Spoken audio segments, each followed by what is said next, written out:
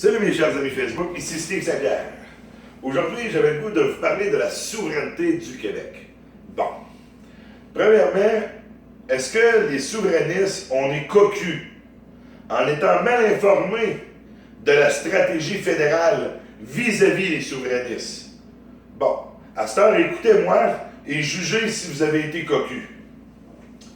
Bon, premièrement, est-ce que vous croyez qu'après un référendum consultatif sur la souveraineté du Québec, on tomberait là, par enchantement, là, bing bang, là, par magie, là, séparé du Canada? Erreur grossière. Bon, premièrement, je veux vous citer quelque chose. Le droit international ne peut contraindre une décision de la Cour suprême du Canada. C'est-à-dire que le droit international ne peut pas contraindre la Constitution du Canada. Vous me suivez? Je vais vous expliquer là pourquoi. Exemple, article 52.1 de la loi constitutionnelle de 1982. La Constitution du Canada est la loi suprême du Canada. Elle rend inopérantes les dispositions incompatibles de toute autre règle de droit. Donc, le droit international ne peut contraindre une décision de la Cour suprême du Canada. Bon, à ce temps, je vais vous expliquer une autre chose. En 1998, la Cour suprême du Canada, ainsi que les instances internationales, ont approuvé que les Québécois n'étaient pas d'anciens colonisés et qu'ils ne pouvaient pas déclarer unilatéralement leur indépendance. Fait que ça, là, le mensonge véhiculé, là, qu'après un référendum consultatif, là, les Québécois pourraient déclarer unilatéralement leur indépendance, là, mais c'est faux. En 1998, la Cour suprême du Canada a établi que le Québec n'avait pas le droit à l'autodétermination, mais que si le Québec voulait vraiment se séparer avec une majorité claire, ben que le Québec serait obligé de négocier sa sécession. Fait que là, en ce temps, je vais me focusser sur une autre chose. Premièrement, vous savez qu'en 1996, Jean Chrétien a fait la loi sur la clarté. La loi sur la clarté, ça, c'est que en cas d'un référendum sur la souveraineté du Québec, c'est le fédéral qui déciderait si le pourcentage est suffisamment élevé pour faire sécession. Bon. Mais il y en a qui vont dire que cette loi-là est inconstitutionnelle. En tout cas, moi, ce que je peux vous dire, en tout cas, c'est qu'un référendum, un référendum consultatif, ça n'a aucune valeur constitutionnelle. Ça veut dire que la Constitution du Canada ne protège pas le résultat d'un référendum consultatif. Le résultat. Fait que ça veut dire que le fédéral sera libre de refuser ou de ne pas accepter le référendum. C'est-à-dire que, je vais vous expliquer, la Constitution là, protège le droit de vote, mais au niveau des élections municipales, provinciales et fédérales. Mais en aucun point dans la Constitution, il est mentionné les référendums. Donc, un référendum, c'est pas protégé par la Constitution, du moins le résultat.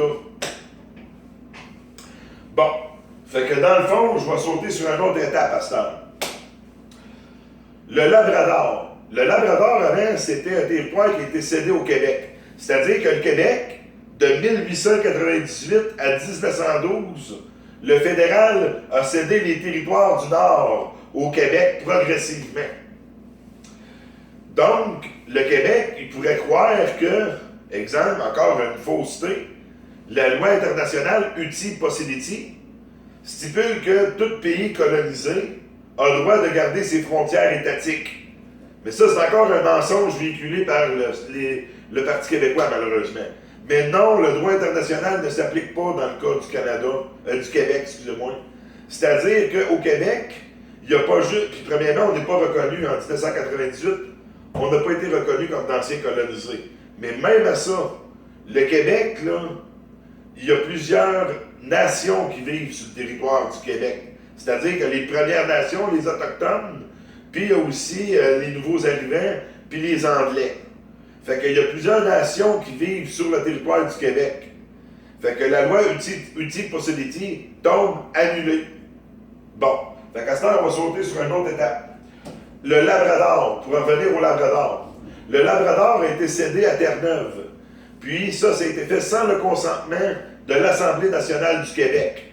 Fait que ça veut dire que c'est anticonstitutionnel. C'est-à-dire que la Constitution, quand une province se fait, les frontières sont modifiées, sont supposées d'avoir l'accord des deux provinces, exemple concernées.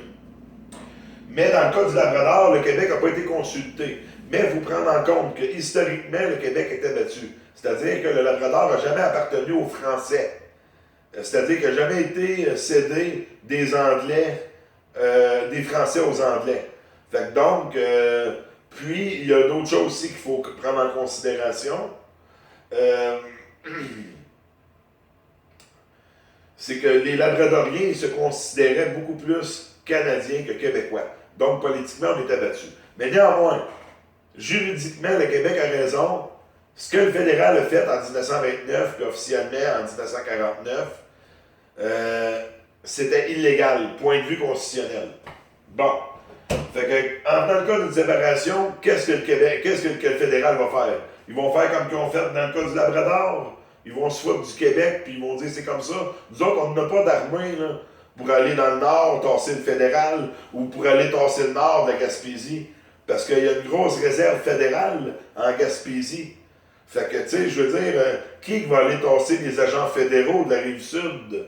Qui va aller tasser les agents fédéraux dans le nord au Nunavik? Fait qu'on n'a pas d'armée, là. Fait que, oui, le fédéral pourrait faire comme dans le cas du Labrador, puis carrément nous envoyer chier, là. Puis, à cette heure, il y a une autre situation qui pourrait arriver aussi. Parce que le Canada, là, et ce qui stipule, eux autres, c'est que l'avenir des Canadiens appartient à tous les Canadiens. Puis, il ne faut pas oublier que pour des changements constitutionnels au niveau des pouvoirs de la reine, du gouverneur général du Canada, puis des lieutenants-gouverneurs des provinces, ça prend un gros changement constitutionnel.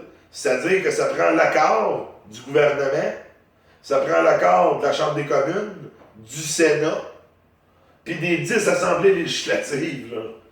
Fait que, tu sais, je veux dire, là, c'est pas n'importe quoi, là. Donc, fait que, en venant le cas que le fédéral reconnaîtrait un référendum consultatif sur la souveraineté du Québec, les lois sont faites comme ça. Il n'y a pas une loi qui peut aller en encontre de la Constitution, article 52.1 de la loi constitutionnelle de 1982. Donc, tout m'amène à penser qu'il y aurait un référendum pan-canadien sur la souveraineté du Québec. Ça veut dire qu'il y aurait le point de vue fédéral, puis il y aurait le point de vue du Québec. Fait que là, il y aurait un référendum consultatif. Ça réglerait les problèmes des frontières, puis ça réglerait tous les problèmes concernant la souveraineté du Québec. Pas besoin de vous dire qu'on perdrait un gros morceau du Québec, probablement. Là. Fait que moi, ce que je voulais vous dire, c'était ça. Fait que je vous souhaite de passer une très belle journée, mes chers amis Facebook. Puis, ce que je voulais vous dire, pour contraindre les plans du fédéral, j'ai écrit 3 merveilleux textes, des petits textes, faciles à lire. Je les ai baptisés, un Little Boy, l'autre Fat Man, puis le dernier petit texte, là, je l'ai appelé Tsar Bomb. Fait que je vous souhaite de lire mes travaux qui vont vous amener à voir comment on pourrait arriver à la souveraineté du Québec. Passez une belle journée!